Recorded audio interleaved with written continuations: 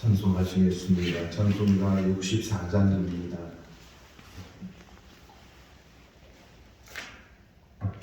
찬송가 64장.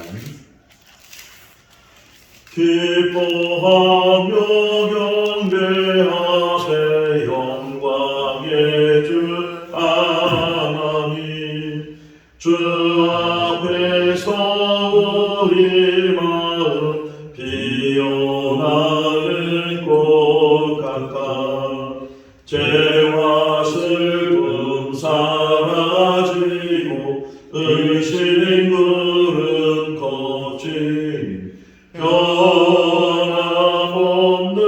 기쁨의 주 밝은 빛을 주시네. 땅과 하늘 만물들이 주의 솜씨 빛내고 별과 천사 노래소리 끊임없이 드높아 물과 습과 산과 골짜 들판이나 바다 모든 만물 주의 사랑 기뻐 찬양하여라.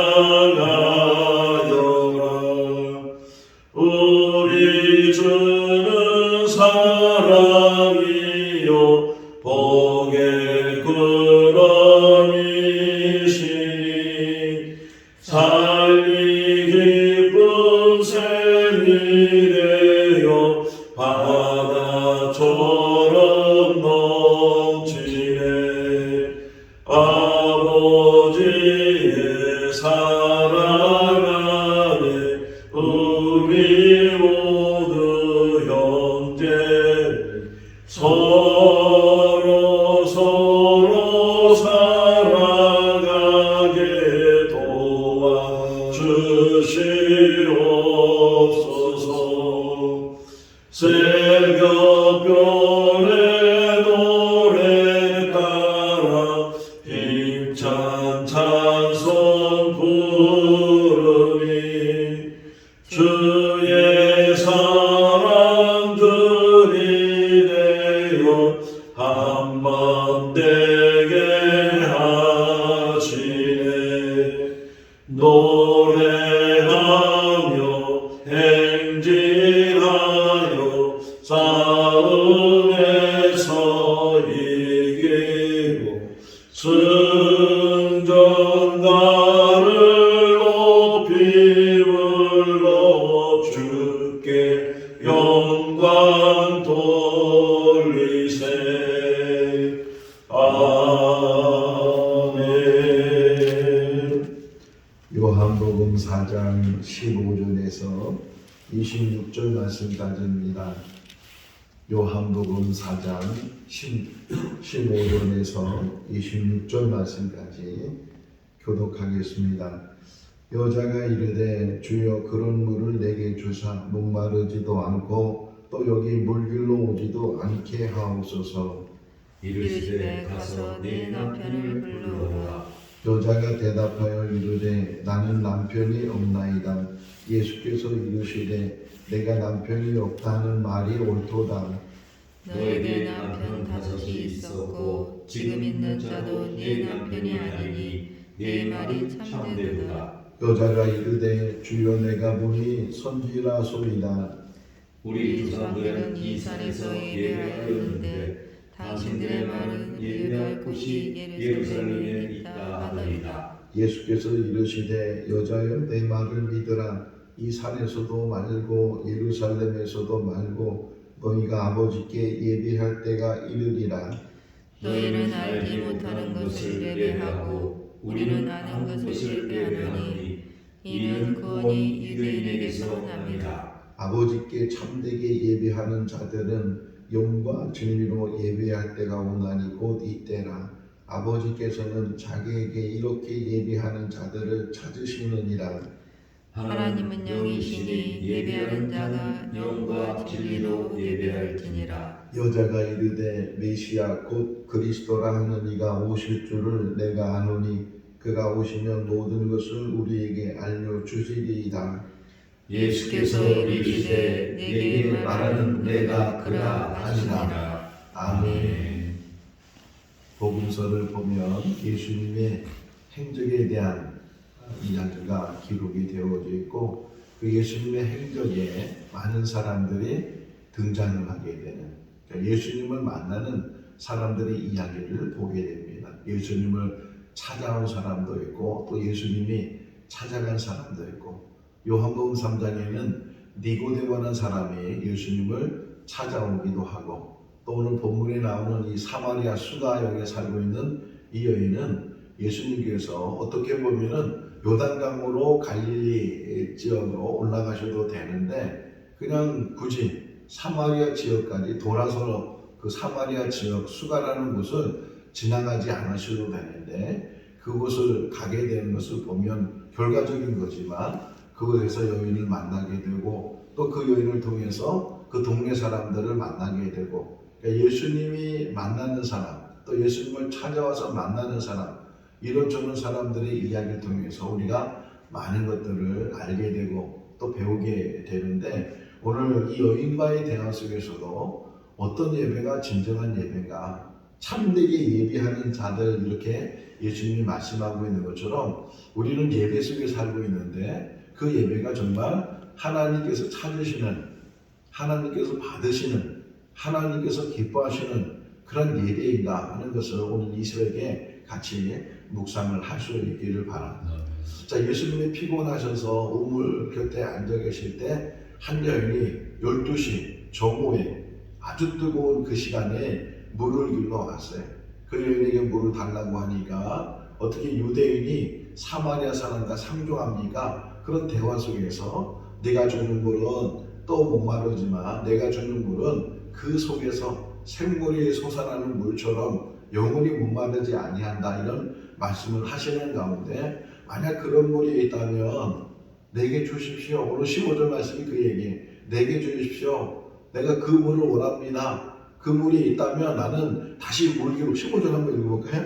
여자가 이르되 주여 그런 물을 내게 주사 목마르지도 않고 또 여기 물길로 오지도 않게 하옵소서. 두 가지 목적이 있어요. 하나는 목마르지 않는 것을 해결할 수 있다는 것, 또 하나는 만약 그런 물이 있다면 이렇게 매번 이렇게 뜨거운 낮 시간에 물을 길러 오지도 않으니까 내가 그러면은 물 길러 오지 않을 수 있으니까 그런 물이 있다면, 만약에 그런 물이 있다면 그런 물을 나에게 주십시오. 두 번째 말했던, 다시는 이곳에 번거롭게 이렇게 오지 않도록 그런 물을 주십시오 하는 그 말 속에는 지금 이 여인에게 있어서는 이렇게 아침에 좀 서늘할 때 사람들과 더불어서 이야기를 하면서 물을 길러 와야 되는데 자기 삶이 어떻게 보면 자격지심을 가지고 있다고 할 수 있는데 이 여인이 드러내지 못하니까 남들을 만나기를 꺼려하고 서로 얼굴대기를 꺼려하고, 그러다 보니까 이렇게 뜨거운 대낮에 물을 길러 오는데 그거를 안 할 수 있으면 나는 정말 행복하겠습니다. 자기 문제가 지금 어떤 문제인지를 잘 깨닫지 못하고 그냥 감추려고 하고 그냥 자기 모면하려고 하고 하는 일들이 우리 삶 가운데도 많이 일어날 수 있어요. 자, 그때 주님께서 말씀하십니다. 그러면 너의 남편을 데리고 와라, 이렇게 말씀하셨어요. 자, 그 이야기 속에서 쭉 보게 되면 예수님께서 그 여인에게 남편 5이 있었다는 것도 알고 계시고, 그런 이야기를 보면 지금 예수님이 그 여인에게 남편을 데려오라고 질문한 것은 알고 계시면서 그 여인의 형편과 처지와 그 여인이 지금 왜 이렇게 부끄러워하는지, 왜 대낮에 물을 길러 오게 됐는지 하는 것을 알고 계시는데, 어떻게 보면은 그 여인이 가지고 있는 상처나 그 여인이 가지고 있는 아픔이나 이런 것들을 좀 가려줘야 되잖아요. 숨겨줘야 되잖아요. 근데 오히려 예수님께서는 그것을 드러내서 그 여인이 이제까지 그것 때문에 많은 갈등과 고민과 많은 어려움과 많은 힘겨운 그런 삶을 사는데 그 문제를 오히려 해결하기 위해서, 우리가 병원에 가서 의사를 만나고 이제 진찰을 할 때 의사가 물어보죠. 어디가 아프냐고, 증상이 어떠냐고, 언제부터 아프냐고, 몇 번씩이나 아프냐고, 그 통증이 어느 정도냐고 이렇게 물어봐요. 그래야 솔직히 그것을 다 대답을 해야 이제 진단을 내려서 처방을 하고 약을 주든지 또는 뭐 시술을 하든지 심지어는 수술을 하든지 어떤 그 문제를 해결할 수 있는 방법을 찾게 되는데, 지금 이 여인이 가지고 있는 이 문제, 다른 여러 가지 문제도 있겠지만 그러나 가장 큰 문제가 바로 이 부부의 문제, 남편의 문제, 이런 문제를 드러내지 못하고 감춰지고 있는 그런 이 여인의 모습을 통해서 예수님께서 드러내시는 거예요. 이 여인에게 창피를 주려고, 너는 지금 살고 있는 남자가 처음 남자가 아니야. 너는 벌써 5번이나 남자가 있었고 지금 살고 있는 남자는 6번째 남자야. 뭐 이런 것 때문에 창피를 주고 수치를 주려고 드러낸 것이 아니라는 거예요. 그게 하나님의 사랑이에요. 우리의 부끄러운 것, 우리의 수치, 우리가 정말 감춰놓은 것, 그냥 남들에게 얘기 좀 하지 못하고 정말 하나님 앞에는 너무 부끄러운 그런 일들을 우리가 늘 묻어두고 감춰두고 있지만 하나님께서 그것을 드러내게 하시는 거예요. 그리고 그것을 해결해 주시는 분이 하나님이신 줄로 믿습니다. 그런 이야기예요. 그래서 남편을 데리고 나니까 이 여인이 얼떨결에 너무 황당하잖아요. 갑자기 남편은 있는데 지금 있는 남편이 6번째 남편입니다. 이렇게 어떻게 얘기를 하겠어요? 그러니까 그냥 나오는 말이 저는 남편이 없습니다. 혼자 살고 왜 자기 집안일에서 어떻게 알 수 있겠는가 생각하는 거죠. 내가 뭐 처음 만난 초면인데 그가 내 삶에 대해서, 지금 형편에 대해서, 또 집 가정에 대한 그런 관계에 대해서 어떻게 알겠는가 하는 그런 생각이 언뜻 들었을 거예요. 그러니까 이 여인이 나는 남편이 없습니다 이렇게 대답했어요. 어떻게 보면 거짓이고 숨기는 일이고 대답을 했는데, 근데 또 예수님의 대답은, 예수님의 말씀은 또 이 여인을 놀라게 하는 거예요. 그래, 너의 말이 옳아. 너무 놀랐어요. 아니 이 사람이 지금 내 가정사를 알고 있는가 모르고 있는가, 어떻게 내 말이 옳다고 하는가, 그렇게 생각하는 찰나에 예수님께서 지금 있는 남편은 첫 번째 남편이 아니야. 너는 지금 5번의 남편이 있었고 지금도 내 남편이 아니야. 이렇게 말했을 때 너무 놀란 거예요. 잠깐의 이야기지만 다시 요한복음 1장으로 가서 빌립이 자기 친구 나다나엘을 이제 만나서 전도를 하죠. 내가 그리스도를 만났다. 나사렛 예수이시다. 나사렛이 무슨 선한 것이 나겠느냐. 그런데도 와서 보라. 그 나다나엘을 막 반강제적으로 예수님께 데려왔을 때 초면이거든요. 나다나엘과 예수님은 초면인데도 불구하고 그에게 저는 참 이스라엘 사람이다. 그 속에는 간사한 것이 없다. 어떻게 나를 아십니까? 내가 무화과 나무 아래 있을 때 내가 보았노라. 혼자 있었고 전혀 처음 만나지 못했는데 자기의 모든 것들을 알고 계시는 그 주님을 만났을 때 바로 이 여인도 그런 거예요. 자기 가정사는 다 꾹꾹 숨겨놓고 이 낯선 사람, 처음 만나는 사람이 내 가정사를 어떻게 알겠는가. 그래서 남편은 없습니다 라고 대답했는데 남편 5이 있었다는 사실 자체도 알고 있다는 것이 너무 놀라는 거예요. 일반적인 사람이 아니구나. 그러면서 이 여인이 하는 19절 말씀에 이 여인이 당신은 선지자입니다. 자, 이제는 일반적인 사람이 아니고 특별한 사람이라고 알게 되고 느끼게 됐어요. 선지자입니다. 근데 선지자라고도 뭐 사람들이 말을 하지만, 자, 마태복음 16장으로 가서 가이사랴 빌립보라는 곳에서 예수님께서 제자들과 더불어 같이 있으면서 물었어요. 세상 사람들이 나를 누구라고 하느냐 물으니까 여러 제자들이 매요.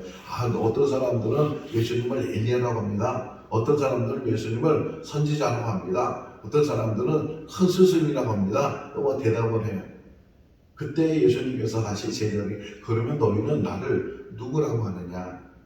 이때 베드로가 대답한 게 바로 주는 그리스도시요 살아계신 하나님의 아들이십니다. 이 고백이 우리 고백이 될 수 있기를 바랍니다. 아직 우리가 예수를 잘 알고 있다고 하면서도 잘 알지 못하는 이들이 얼마나 많이 있는지 몰라요.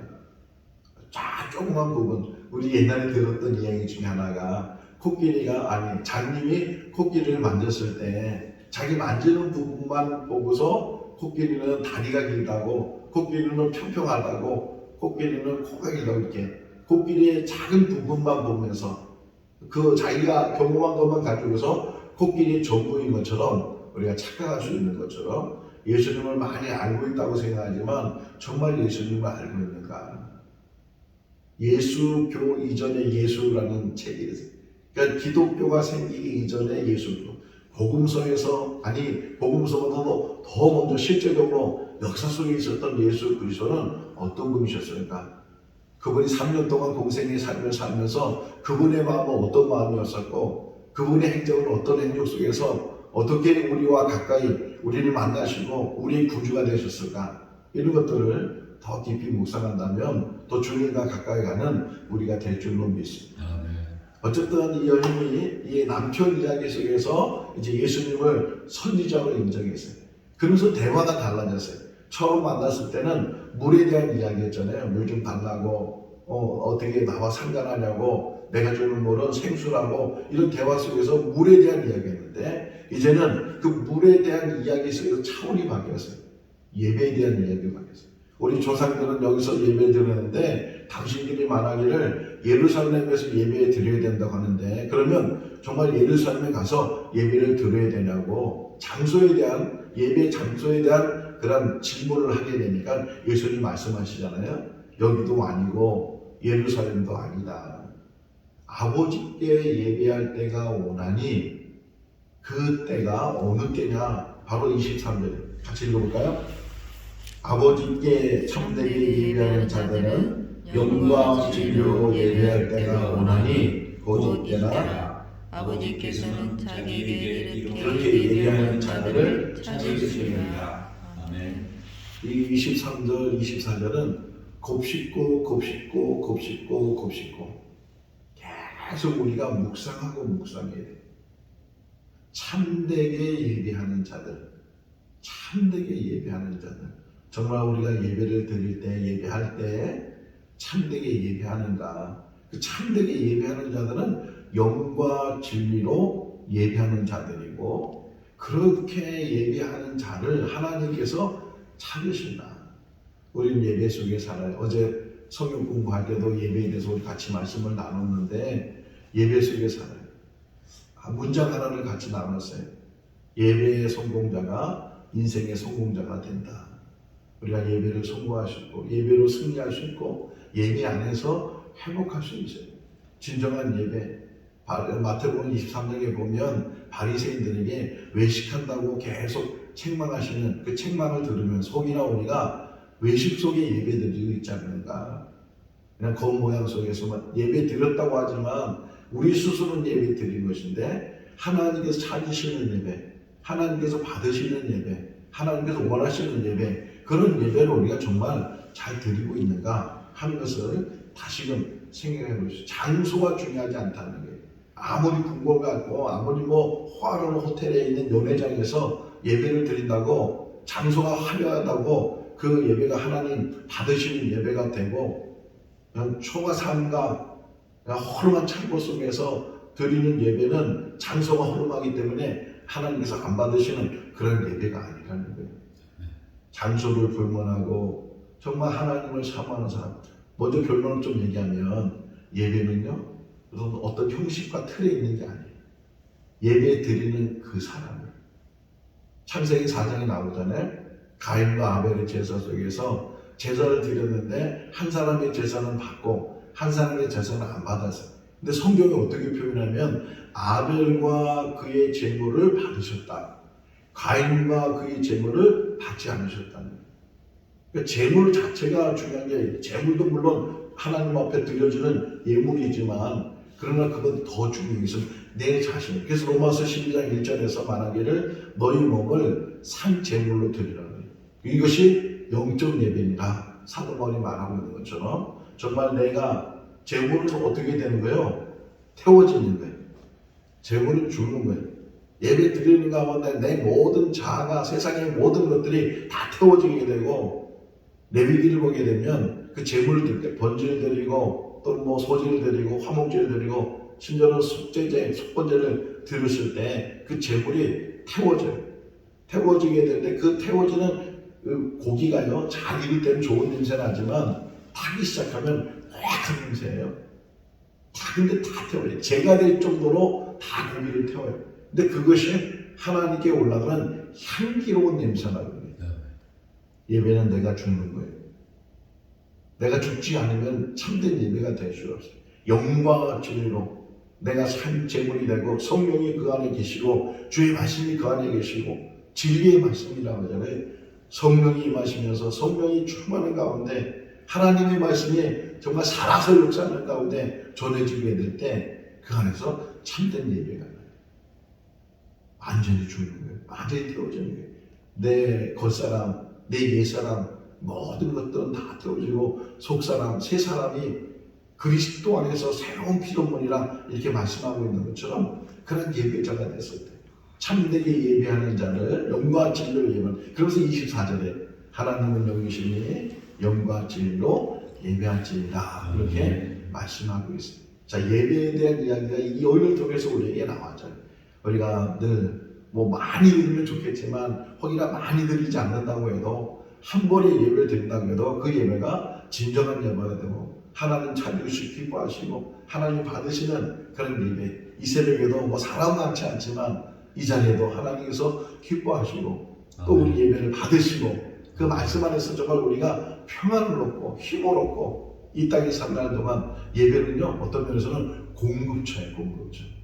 저는 교회를 어떻게 비유하냐면 주유소나 병원으로 비유해요. 자동차가 기름을 채워야 다시 그 자동차가 쌩쌩 달릴 수 있는 것처럼 몸이 아플 때 병원에 가서 진찰하고 치료하고 또 회복해서 다시 건강을 회복하는 것처럼 이 교회가 공급받는 거예요. 예배를 통해서 우리가 하나님 앞에 올려드릴 뿐만 아니라 하나님께서 예배를 통해서 우리에게 세움을 주시고 또 우리에게 은혜를 베풀어 주실 줄로 믿습니다. 그 예배. 또 하나 중요한 건요. 영광을 진리로 예배할지니라 그 안에는 한 단어가 필요해요. 사모함. 사모함. 이 새벽을 사모하고 저는 어느 때 막 새벽 예배 말씀 전하려고요. 막 흥분이 돼가지고서 잠이 안 올 때가 있어요. 빨리 새벽에 왔으면 좋겠다. 빨리 말씀을 전했으면 좋겠다. 그런 마음을 뭐 매번 그런 건 아닌데 그런 마음이 있어요. 막 사모함이 생기는 거예요. 그런 우리 사모함이 우리에게 늘 있을 수 있기를 바랍니다. 기다려지는 예배, 주일 한 번 예배 드린다 할지라도 일주일 동안 그 예배를 향해서 가는 거예요. 월요일부터 시작해서 토요일까지 아니 주일까지 예배 전까지 그 한 시간의 예배를 위해서 일주일을 사는 그런 삶을 살게 된다면 정말 하나님께서 기뻐 받으시는 그런 예배가 우리 예배가 될 줄로 믿습니다. 자, 그 다음에 이제 25절에 정말 그렇군요. 예배라는 게 그렇군요. 예배는 장소보다도 정말 영광과 진리로 예배를 해야 되는군요. 그러면서 너는 알지 못하는 걸 예배하고 우리는 아는 것을 예배한다. 이렇게 예수님께서 말씀하셨기 때문에 이 여인이 25절에 뭐라고 얘기했냐면 그렇습니다. 메시아가 오시면 곧 그리스도 그분이 오시게 되면 우리에게 모든 것을 알게 하실 줄로 믿습니다. 그분이 우리를 알게 하실 것입니다. 자, 그때 26절이에요. 아주 중요한 말이 여기 나와요. 20절 읽어볼까요? 예수께서 이르시되 내게 말하는 내가 그라 하시니라. 아멘. 저를 보시면 만약에 우리가 그리스도를 만났을 때 정말 그리스도시군요. 예수님이시군요. 당신이시군요. 이렇게 알아볼 수 있을까요? 정말 영접할 수 있을까요? 그분이 왔을 때 마태복음 25장에 보면 세 가지 비유 얘기가 나와요. 세 가지 비유, 열처녀의 이야기, 달란트 이야기, 그 다음에 이야기 나오는 게 양과 염소의 이야기. 오른편에는 양을 세우고 왼편에는 염소를 세워요. 그러면서 이 양의 무리들에게는 네가 나를 영접했다. 또 염소에게는 네가 나를 영접하지 않았다. 아니 언제 우리가 주님을 영접했습니까? 우리가 언제 주님을 대접했습니까? 그랬을 때 작은 자에게 한 것이고 나에게 한 것이다. 이렇게 양에 있는 무리들 또 반대로 염소에 있는 무리 한번 성경 찾아볼까요? 제가 오늘 새벽에도 다시 이 말씀 묵상하고 왔는데 마태복음 25장이에요. 우리가 혹 이런 사람이 아닌가 하는 것들은 생각해 44절 말씀 44절 말씀 마태복음 25장 44절 읽어보겠습니다. 그들도 대답하여 이르되 주여 우리가 어느 때에 주께서 죽이신 것이나 목마르신 것이나 나그네 되신 것이나 헐벗으신 것이나 병드신 것이나 옥에 갇히신 것을 보고 공명하지 아니하리까. 주님을 공양하지 않는 것에 대해서 이야기하면서 주님을 대접하지 않는 것에 대해서 이야기하면서 우리가 언제 그랬습니까? 우리가 주님이 오신 거 알면 우리가 충분히 주님을 대접하고 주님을 영접하고 주님을 잘 섬겼을 텐데 언제 우리에게 오셨습니까? 이렇게 질문하는 거예요. 그럴 때 주님께서 말씀하셔요. 지극히 작은 자에게 하지 않는 것은 나에게 하지 않는 것이다. 그러면서 그들에게는 영골이 있을 것이다. 이렇게 말해요. 40절 한번 보세요. 40절은 양의 무리에 속한 사람들. 40절 읽어볼까요? 임금이 대답하여 이르시되 내가 진실로 너희에게 이르노니 너희가 여기 내 형제 중에 지극히 작은 자 하나에게 한 것이 곧 내게 한 것이라 하시고, 이 사마리아 여인에게 바로 나야 이렇게 말씀하셨을 때 우리가 정말 메시아시군요, 그리스도시군요, 나의 구주시군요 라고 정말 우리 알아보고 고백할 수 있을까? 주님을 만날 수 있기를 바랍니다. 주님은 항상 우리가 가까이 계셔요. 때로는 어려운 사람들을 통해서 주님의 모습을 보여요. 토스토이 이야기 속에서 시간이 기니까 다 읽지 못하는데 토스토이 이야기 속에서 어떤 구두 수수공이 정말 하나님 만나는 게 소원이에요. 근데 그날 다음날 보니까 내가 너를 찾아가겠다 꿈속에서 그런 말이 있었는데 그 다음날 몇 사람이 지나가요. 몇 사람 문제가 생겼어요. 근데 그 사람을 잘 도와줬어요. 다시 근데 예수님은 알았어요. 하나님은 알았어요. 다시 꿈을 꾸는데 내가 너를 3번씩이나 찾아갔다. 그게 막 헐벗은 군인, 어린아이 업고 있는 어머니, 사과를 훔치고 도망갔던 그 소년, 이런 3사람의 모습이 곧 예수 그리스도의 모습이었다. 주님은 지금도 우리와 가까이 계시고 우리를 찾아오시는 줄로 믿습니다. 주님을 만나는 큰 은혜가 오늘도 있기를 예수 그리스도 이름으로 축원합니다. 기도하겠습니다. 사랑이 많으신 하나님 아버지, 새날 주시고 주님의 전회사를 시작하게 해주신 것 감사합니다. 말씀 듣게 해주시고 우리 자신을 성찰하게 해주심을 감사합니다. 진정한 예배가 어떤 예배인지, 참된 예배가 어떤 예배인지, 하나님 찾으시는 예배가 어떤 예배인지 깨닫는 우리들 되게 하시고 우리의 모든 자아는 죽어지게 하시고 예수 그리스도만이 살아 예수 그리스도 안에 닮아가는 삶이 되게 하시고 예수 그리스도를 믿는 믿음의 삶이 되게 하여 주시옵소서. 예배의 성공자가 되게 하시고 그리고 예수 그리스도와 동행하는 삶이 되게 하여 주시옵소서. 우리 가운데 주님이 어려운 모습으로 찾아왔을 때 외면하지 않도록 도와주시고 지극히 작은 자에게 대접하는 우리들 되게 하여 주셔서 주님 기뻐하시는 일을 감당하는 우리 모두가 되게 하여 주시옵소서. 그리고 주 안에서 복된 하루의 삶이 되게 하시기를 간절히 바라옵고 예수 그리스도의 이름으로 기도하옵나이다. 아멘. 마쳤습니다. 자유롭게 기도하시겠습니다.